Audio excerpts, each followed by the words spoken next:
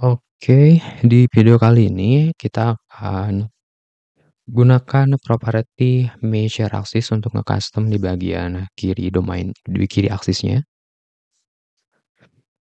yang vertikal ini. Measure axis. Oke, di sini ada desire max tick count, desire min-nya, minimum tick count, sama desire tick count. Jadi untuk menentukan jumlah titiknya atau titik poin ini berapa. Kalau yang dua ini minimum maksimum berarti tentu minimumnya berapa. Ketika nanti ada perubahan di ukuran chartnya, ketika dibuka di aplikasi, sorry, ketika dibuka di Android yang kecil, kayak gini, berarti berapa gitu. Tapi ketika dibuka di tablet yang ukuran chartnya gede gitu, bisa tampil gede, maka kita tampilkan jumlah titik poinnya berapa. Tergantung juga jumlah data tertingginya berapa gitu, sama dengan maksimumnya atau minimumnya. Tinggal dipilih salah satu. Cuman kalau untuk maksimum minimum ini, kalau kita nggak set, ya akan pakai yang defaultnya. Kalau yang tertingginya di sekian, maka ambil sekian, gitu. Terus kalau misalkan kita pengen ukurannya fix, maka di sini kita harus pakai yang desire tick count. Nah, untuk menggunakan desire tick count, ada minimalnya. Minimalnya itu adalah 2 untuk jumlah titik poinnya. Kayak gitu. Untuk menentukan 2 ini, kenapa harus 2? Karena sebagai minimum misalkan 0 dan maksimumnya berapa? 0 dan 9 gitu. Misalkan kita pilih di sini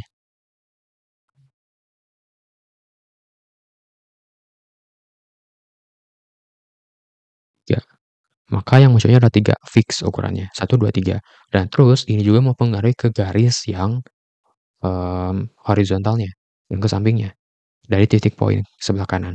Itu akan hilang, karena dipengaruhi oleh pengaturan desire tick count-nya.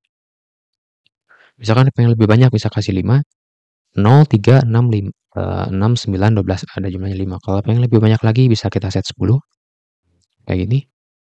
Misalkan kita cukupkan dengan 6 atau 5 gitu ya. Selanjutnya ada gap axis to label, sama seperti di domain axis, di measure juga ada, untuk ngasih jarak antara labelnya, nilainya di sini, measure dengan titik poinnya, atau titiknya. Defaultnya 5, kalau pengen lebih jauh, misalnya kita coba tes 20, nah dia agak jauh jaraknya di sini. Coba kita set jadi 10 misalkan. Oke, lanjut. Di sini ada properti label anchor untuk menentukan posisinya, sama seperti di domain juga di sini. Ada label anchor after, before, center, inside. Misalkan yang before, berarti dia ada di sebelum atau di bawah dari titik poin. Kalau center berarti di tengah. Kalau after berarti setelah titik poin atau di atasnya. Di atas titik, misalkan ini titiknya berarti 2. Di atasnya titiknya berarti di atasnya 4. Kayak gitu. Terus ada juga inside juga, sama seperti di domain, masih dalam tahap pengecekan dan pengembangan, karena masih belum jalan untuk inside-nya. Baru bisa digunakan center before and after. Kita jadikan default center, kemudian kita masuk ke label format. Kalau teman-teman pengen nge-custom nilai yang ada di sini, pengen nambahin satuannya, misalkan 10 cm, 10 kg, dan lain sebagainya, bisa pakai label format ini. Dia harus nge-return string, jadi kita akan buat ke string, misalkan measure.toString, tambah satuannya, misalkan cm. Yang teman-teman perhatikan di sini adalah measure atau nilai yang ada di measure aksisnya itu dia bertipe double. Jadi maka ketika diubah ke string akan kayak gini, ada komanya. Kalau pengen tanpa ada koma, bisa teman-teman pakai algoritma untuk pembulatan, apakah pembulatan ke bawah, ke atas, atau tergantung ininya. Tergantung datanya, yang kalau lebih dari 0,5 atau kurang dari 0,5, pakai round misalkan. Baru ke string kan. To string. Ini jadikan interpolation. Oke, interpolation. Nah, ini save.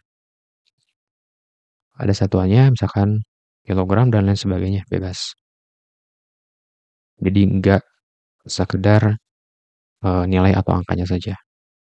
Selanjutnya ada label style untuk nge-styling label teksnya. color misalkan kita set warnanya jadi amber. Terlalu cerah kita coba agak gelapin, misalkan jadi green. Greennya itu agak gelap 700. Save. Ya kayak gini. Terus ada font size. Kita set 20. Lebih besar. Ini karena lebih besar berarti coba 18 dan kita kurangi untuk desired take count-nya jadi 5 misalkan. Oke. 0, 3, 6, 9, 12. Selanjutnya ada line style. Line style. Styling garisnya. Di sini ada color. Kita set colors amber. Terus di sini ada dispersion sama thickness. Terus ada beberapa opsi di sini. Ada beberapa pengaruh atau dampak ketika kita nge-custom di bagian measure-nya. Yang mana kalau teman-teman perhatikan kan di sini nggak ada garisnya. Karena memang secara default-nya itu di-hide. Bukan di-hide, tapi nggak diaktifkan gitu untuk menampilkan garis yang measure. Tapi kalau di domain memang kayak gitu.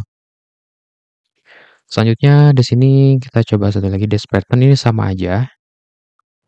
Nah, untuk pengecekan di sini biar tampil lainnya, teman-teman di luar yang line style di sini ada properti untuk menampilkan soal lainnya dijadikan true karena defaultnya adalah false. Nah, kayak gini muncul warna amber, dispersionnya 10 misalkan, jadi agak putus-putusnya gitu. Kita kosongkan, terus satu lagi thickness ketebalannya kita set 3. Nah, kayak gini, lebih tebal. Selanjutnya ada properti thick length atau ketebalannya. Bukan ketebalan sih kalau di sini. Thick length itu jadi garis dari titik poinnya itu. Defaultnya 3. Di sini kurang jelas lagi karena kan udah ketutup sama ketebalan dari measure line axis-nya. Jadi kita mesti panjangin lagi, misalkan harus lebih besar dari 3, kayak 6 misalkan. Jadi kelihatan lebih panjang lagi. Atau 8.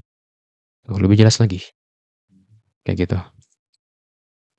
Oke, kayak gini mungkin untuk pengaturan di measure axis-nya. Sampai jumpa lagi di video selanjutnya.